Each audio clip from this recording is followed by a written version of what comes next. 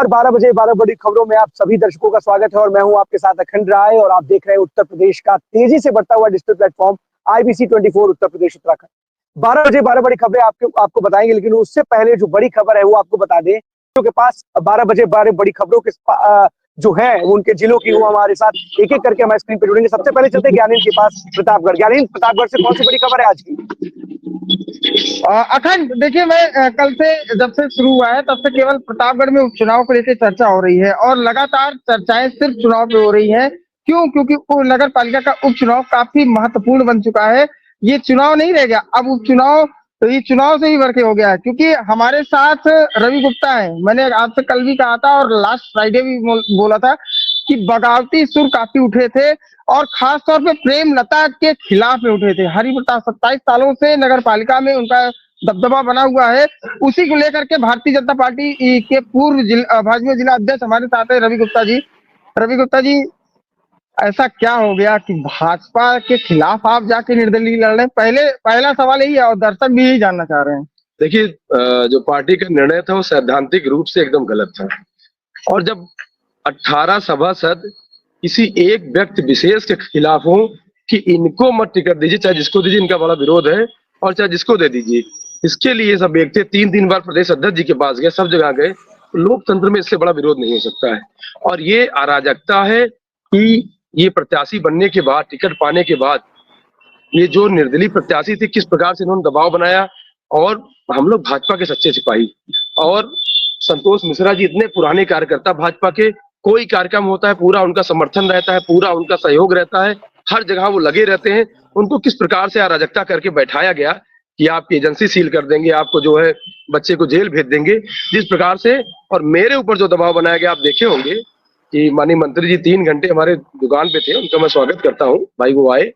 लेकिन आप जबरन किसी को बैठा ले, ये तो प्रतापगढ़ और बेरा का ही लाल है। बिल्कुल अखंड, देखिए एक चीज बड़ी इंटरेस्टिंग रही कि संडे का दिन था। संडे के दिन परिवहन मंत्री दयाशंकर सिंह आए थे और उस दिन नामांकन का जो है बता दें कि लास्ट डेट थी, 7 तारीख का दिन था।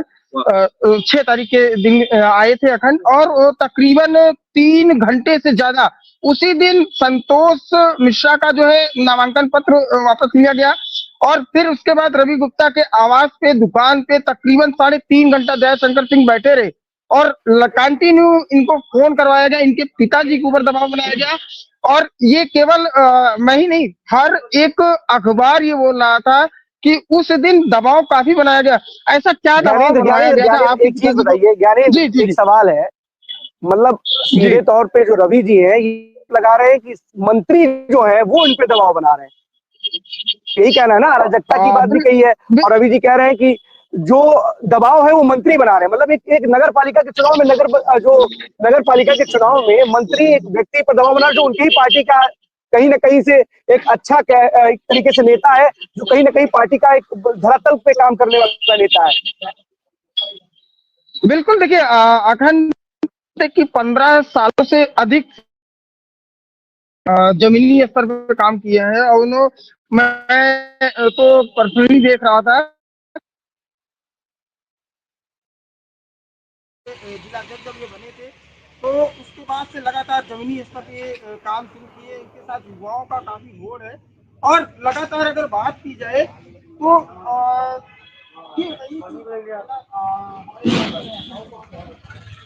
क्या ऐसा क्या बातें है कि बहुत सारी निकल के आ रही है और हर एक सोशल मीडिया में उनके साथ धीरज ओझा भी थे और उनके साथ अगर बात करें धीरज ओझा भी कहा जा रहा था और जिला अध्यक्ष भी थे, सभी लोग थे। ऐसा क्या दबाव आपके पिताजी के ऊपर इतना? देखिए, माननीय विधायक की बात न करते, इसलिए मैं उनका बहुत सम्मान करता हूँ। माननीय मंत्री जी ने मैंने कहा मैं बैठूंगा नहीं, आप पूरी कोर्ट से लेकर वहाँ पहुँच रहे हैं, दबाव बना रहे हैं जबरन, जिस प्रकार से कि मुकदमा करा देंगे, जेल भिजवा देंगे। जो कार्य संतोष मिश्रा जी के साथ किया गया, वही प्रयास मेरे साथ किया गया कि हमको भी दबाव बनाकर बैठा दीजिए। लोकतंत्र का पर्व है। लोकतंत्र पर्व में अगर मैं योग्य नहीं था, संतोष मिश्रा जी योग्य नहीं थे, आपने उनको नहीं लड़ाया, किसी को लड़ा, किसी कार्यकर्ता को हम लोग साथ रहते। लेकिन ऐसे व्यक्ति को लड़ा जिनके खिलाफ 18 साल से खिलाफ, तो अगर वो लोग योग्य नहीं थे, उनको बैठाने के लिए क्यों जरूरत में लगते, उनकी योग्यता साबित हो जाती, अयोग्य थे। तो ये देखिए जिस प्रकार से चुनाव के ठीक पहले, आप दैनिक जागरण के हवाले से बता रहा हूँ, जो दैनिक जागरण में लिखा था कि 22 करोड़ की रिकवरी का आदेश है। मतलब जो इन्होंने अवैधानिक नियुक्तियां की, तो इन्होंने भ्रष्टाचार किया है, भ्रष्टाचार होता है, जांच होती है, साबित होता है, तब जाके रिकवरी होता है। 22 करोड़ से अधिक का रिकवरी का आदेश आ गया है। उन्हीं के परिवार में फिर से जो है प्रत्याशी बना दे रहे हैं।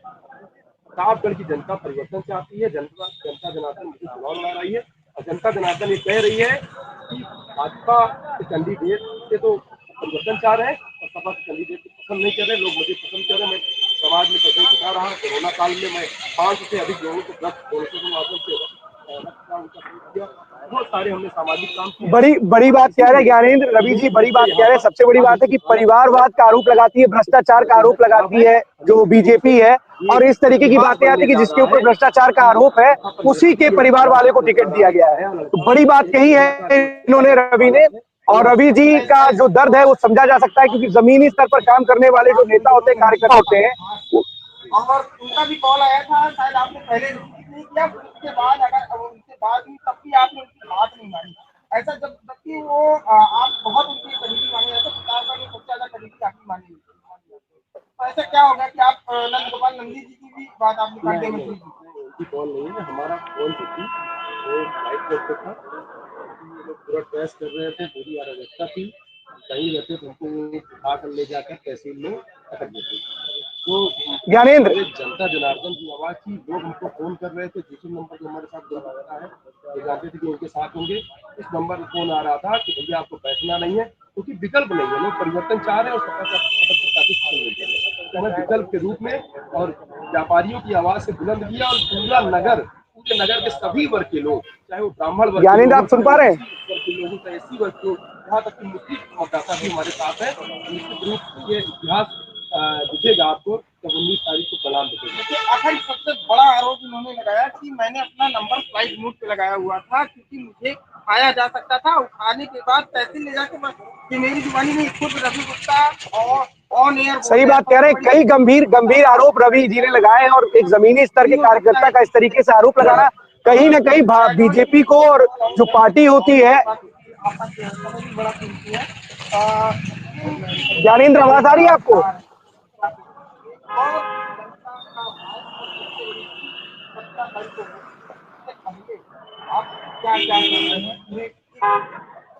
देखिए सबसे बड़े मुद्दा है, कोई व्यक्ति 27 साल से जिस चीज पर काबिल हो, तो लोग क्या करते हैं,